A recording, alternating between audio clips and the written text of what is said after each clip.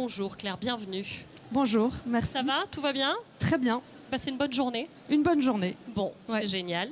Claire, tu es venue nous parler de We Care at Work. Qu'est-ce que c'est que tu as fondé? Oui, tout à fait, oui.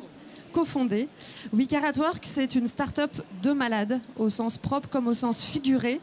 Ça fait un peu peur dit comme ça, mais on t'écoute. Voilà, parce que dans l'équipe, on a tous été confrontés à la maladie en tant que patient ou aidant. Et en fait, on a été aussi confrontés aux difficultés dans le monde du travail et on a voulu faire bouger les lignes et s'engager sur le sujet en développant des solutions pour favoriser l'inclusion de la maladie au travail. Par quoi ça passe justement cette inclusion? C'est pas évident, donc comment concrètement ça se met en place? Alors en fait, l'inclusion, elle se passe par plusieurs étapes. Déjà, c'est libérer les tabous, parce que la maladie est un sujet tabou en entreprise pour encore une personne sur deux. Donc c'est vraiment pouvoir sensibiliser, libérer la parole, expliquer ce que c'est aussi, lever les préjugés sur le sujet dans le monde de l'entreprise qui rime plutôt avec performance. Comment la maladie peut être aussi reconnue comme une compétence. Et donc voilà, donc il y a la sensibilisation tout d'abord, et puis après la formation pour former les parties prenantes, donc les dirigeants, les ressources humaines, les managers qui sont en première ligne, et puis après l'accompagnement des différentes situations. En quoi elle consiste cette formation concrètement? Alors la formation, c'est vraiment partager déjà des éléments pour comprendre les enjeux du sujet. Parce qu'il faut le savoir, le Conseil économique, social et environnemental parle de 25% des actifs malades chroniques en 2025, donc c'est demain. En parallèle de ça, un salarié sur 5 est aidant. Aujourd'hui, c'est la journée des aidants, donc c'est vraiment un enjeu fort. Et malgré tout, il y a des difficultés, on ne sait pas quoi dire, on ne sait pas quoi faire en entreprise. Donc l'idée, c'est pouvoir vraiment déjà comprendre ça et après avoir des clés concrètes pour s'adapter aux situations qui sont toutes différentes dans l'entreprise. Pourquoi, Claire, toi, personnellement, tu es entrepreneur depuis un moment. Déjà en 2016, tu avais créé Smile Inbox. Tu as déjà un passé d'entrepreneur. Mais pourquoi tu es allé vers ce sujet-là, de la maladie en entreprise et de tous ces tabous? Qu'est-ce qui a été l'élément déclencheur?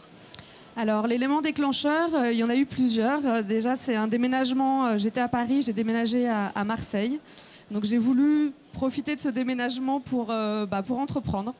Et à ce moment-là, ma sœur sortait d'un long parcours de soins contre le cancer. Et j'ai voulu donner du sens à mon engagement. Et ayant été frappée justement des difficultés rencontrées, j'ai voulu m'engager avec cette première entreprise pour créer du lien avec les personnes concernées par la maladie, dans l'univers personnel tout d'abord. Et puis rapidement, on a voulu aller vers les entreprises. Moi, j'ai travaillé avant de devenir entrepreneur dans l'univers de la protection sociale. D'accord. Et donc, on avait envie de pouvoir répondre à un besoin de préserver le lien, notamment pendant les arrêts de longue durée. Et dans ce cadre-là, j'ai rencontré Anne-Sophie Tuzinski, qui est aujourd'hui mon associée et avec qui je développe We Care at Work. Aujourd'hui, donc c'est devenu une entreprise à part entière. Comment s'est opéré le basculement de cette belle idée à justement, aujourd'hui, une entreprise avec des services efficaces C'est une rencontre déjà avec mon associée, Anne-Sophie, le partage de valeurs et le partage d'envie d'agir sur le sujet. Et puis après, des demandes d'entreprises en fait, qui nous ont sollicité, qui ont sollicité Anne-Sophie qui avait créé le club d'entreprise Cancer at Work pour justement, concrètement, comment on fait dans l'entreprise pour favoriser l'inclusion de la maladie au travail. Et donc on a commencé par mettre en place de la sensibilisation, de la formation, du conseil aussi par rapport au sujet. Et puis après, le développement d'outils et donc le développement de l'équipe. Aujourd'hui, on est une quinzaine un peu partout en France. Ok. Vous travaillez avec quel genre d'entreprise? Est-ce qu'il y a des... Alors, on travaille, on va dire, dans 80% des situations avec des grands groupes. D'accord.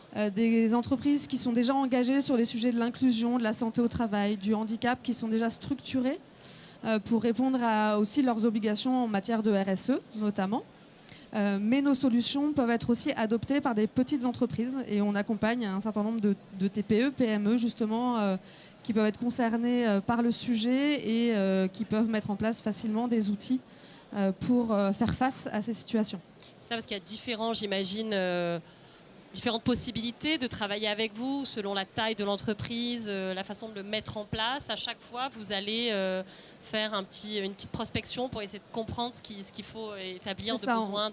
On a une équipe de consultants. En fait, on va vraiment étudier déjà l'entreprise, sa maturité par rapport au sujet et comment on va pouvoir l'accompagner justement aux différentes étapes.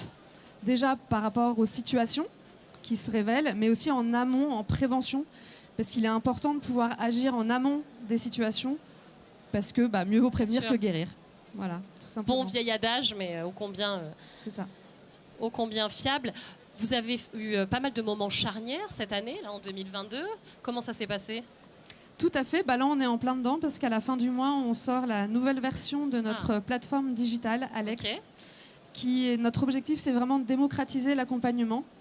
25% des salariés concernés, on ne va pas pouvoir mettre un DRH, un chargé, un référent handicap derrière chaque personne. Donc l'idée, c'est de pouvoir vraiment accompagner le plus grand nombre via le digital, couplé à l'humain évidemment.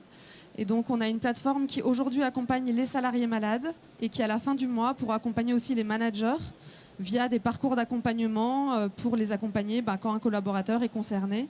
Comment faire au moment de l'annonce, pendant l'arrêt, pour préparer le retour et puis après aussi, surtout, pour que ce soit source de création de valeur humaine et économique. On se dit que c'est tellement un sujet de santé publique que finalement, il faudrait que ça se cantonne non pas à une entreprise, mais que ça devrait être, j'imagine, un phénomène plus national, plus global. Vous y pensez ?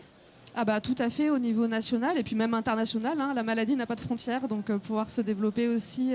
On commence à avoir des demandes justement des grands groupes qui sont présents dans des pays anglophones par exemple, de pouvoir traduire la plateforme Alex et la mettre à disposition.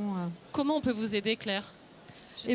Adopter Alex. Ok, ça va. Simplement. Donc on peut aller sur la plateforme. Voilà, aller sur la plateforme. Et puis on a un service solidaire aussi pour répondre aux questions gratuitement aux personnes qui se posent des questions. Donc sur notre site internet, wecare@work.com, il y a toutes les informations.